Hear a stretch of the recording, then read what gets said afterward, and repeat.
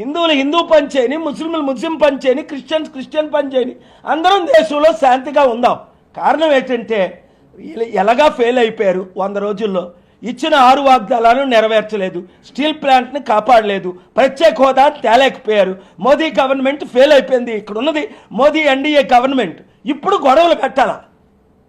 అప్పుడు మోదీ ఎలాగైతే పాకిస్తాన్ మీద యుద్ధం అంటాడో ఎలక్షన్స్ ముందు, లేదా చైనా ఆక్యుపై అంటాడో, లేదా ప్రపంచంలో వెళ్ళి నేను లెక్చర్ ఇస్తాను అంటాడో శాంతిదూతలాగా, ఇక్కడ పవన్ కళ్యాణ్ వాడుకుంటున్నారు. ఎలాగ చంద్రబాబు నాయుడు ముసలైపోయాడు, బీజేపీ ఎలాగ 1% లేదు, ఒరే నువ్వు రెచ్చగొట్టు, వైసీపీలో ఉన్న ఎవడైనా యూజ్లెస్ ఫెలోస్ ఉంటే వాళ్ళు వచ్చి నీ పార్టీలో చేరుతారు, చేల్చుకో. ఆల్రెడీ ఒకడు అంటాడు పవన్ కళ్యాణ్ 2029లో ముఖ్యమంత్రి చేస్తాడు. అటు ఎదవ, ఒక ఎదవ. ఇప్పుడు ఆల్రెడీ ఆయన ఉప ముఖ్యమంత్రి. ఇప్పుడు ఏం చేస్తాడో చెప్పు. ఇచ్చిన వాగ్దానాలు నెరవేర్చండి, 13 లక్షల కోట్ల అప్పులు తీర్చండి, 1 కోటి మందికి ఉద్యోగాలు ఇవ్వండి, ఇచ్చిన 6 వాగ్దానాలు నెరవేర్చండి. ఫ్రీ బస్ అన్నారు, ఫ్రీ బస్ ఇవ్వండి.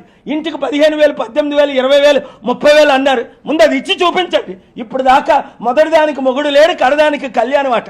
మళ్ళీ ఇప్పుడు ఉన్నది పవన్ కళ్యాణే గవర్నమెంట్, చంద్రబాబు నాయుడే. మళ్ళీ 2029 అప్పటికి రాష్ట్రమే ఉండదు నేను కాపాడకపోతే, ప్రత్యేక హోదా తీసుకురాకపోతే, స్టీల్ ప్లాంట్ను అడ్డుకోకపోతే. Be careful, mind your language. Dear Pawan Kalyan, I love you as a little brother. I blessed you. I laid hands and prayed for you at your home. But don't speak whatever you want to speak. Little English that you know. Please mind your language. Understand what you are speaking. Close your eyes for 11 days.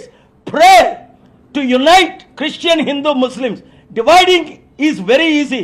Uniting is very difficult. Twin towers were destroyed in the matter of minutes in the US. Worth billions of dollars. To build those twin towers, it took years. First, do what you promised to the people of Andhra Pradesh. When you fail to do, come, let us work together. I am here to help you. Thank you very much.